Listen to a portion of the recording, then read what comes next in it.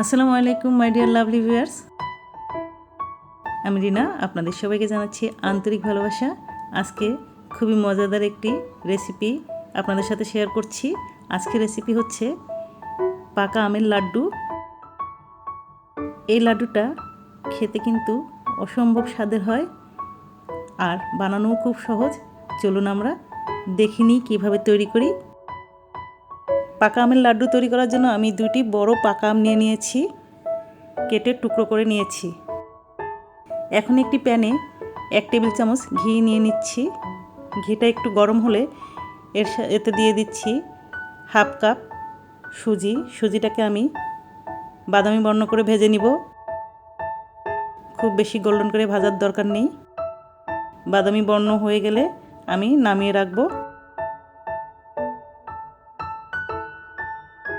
হয়ে গেছে। এখন একটি ব্লেন্ডারে সেই কেটে রাখা টুকরো আমগুলো আমি ব্লেন্ড করে নিচ্ছি। পানি দেওয়ার দরকার নেই, খুব মিহি করে ব্লেন্ড করে নিচ্ছি। ব্লেন্ড করা হয়ে গেল। এখন অন্য একটি প্যানে আমি সেই ব্লেন্ড করা আমের পিউরিটা নিয়ে নিলাম। তাপ মিডিয়ামে দিয়েছি। এখন একটু নেড়ে নিচ্ছি।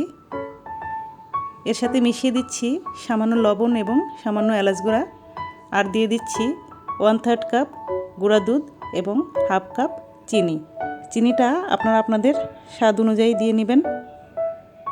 খুব ভালো মতো মিশিয়ে নিচ্ছি।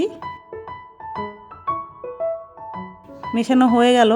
এখন দিয়ে দিচ্ছি 3 কাপ তরল দুধ। যেহেতু সুজিটাকে আমাদের সেদ্ধ করতে হবে, 3 কাপ মানে এখানে 750 ml তরল দুধ আছে। যখন হালকা একটু ফুটে উঠবে তখন আমি সুজিটা দিয়ে দিব। এখন সেই ভেজে রাখা সুজিটা দিয়ে দিচ্ছি। খুব ভালো মতো ঘন ঘন নাড়তে হবে, তা না হলে কিন্তু লাম্পস পড়ে যাবে। সুজিটা সেদ্ধ হয়ে গেছে আর বেশ ঘনও হয়ে এসেছে। এখন দিয়ে দিচ্ছি 1/4 কাপ কাজু বাদামের গুঁড়া। এটা অপশনাল, দিলে স্বাদটা খুব ভালো আসে। আপনারা না চাইলে স্কিপ করতে পারেন। অনেকটাই ঘন হয়ে গেছে। এখন দিয়ে দিচ্ছি 1 টেবিল চামচ ঘি। ঘিটা দিয়ে খুব ভালো মতো নেড়ে মিশিয়ে নিচ্ছি। হয়ে এসেছে প্রায়। যখন প্যানের গা ছেড়ে আসবে তখন আমি চুলা বন্ধ করে দিব। তাপ কিন্তু আগাগোড়াই মিডিয়ামে ছিল। হয়ে গেছে। আমি ঠান্ডা করার জন্য একটা বাটিতে রেখে দিয়েছিলাম। ঠান্ডা হয়ে গেছে। এখন হাতে সামান্য ঘি মেখে লাড্ডুর শেপ দিয়ে নিচ্ছি। দেখুন এই রকম গোল করে লাড্ডু তৈরি করে নিলাম। এখন শুকনা নারকেলের পাউডারে লাড্ডুটাকে কোট করে নিচ্ছি। দেখতে খুব সুন্দর লাগছে। আপনাদের সুবিধার্থে আমি আরও একটি লাড্ডু তৈরি করে দেখাচ্ছি।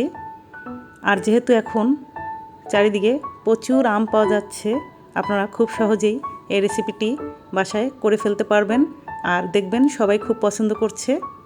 তো ডিয়ার ভিউয়ার্স, আমার আজকের রেসিপি আপনাদের যদি ভালো লাগে অবশ্যই একটা লাইক দিবেন আর আমার চ্যানেলটি সাবস্ক্রাইব করে আমার পাশে থাকবেন প্লিজ।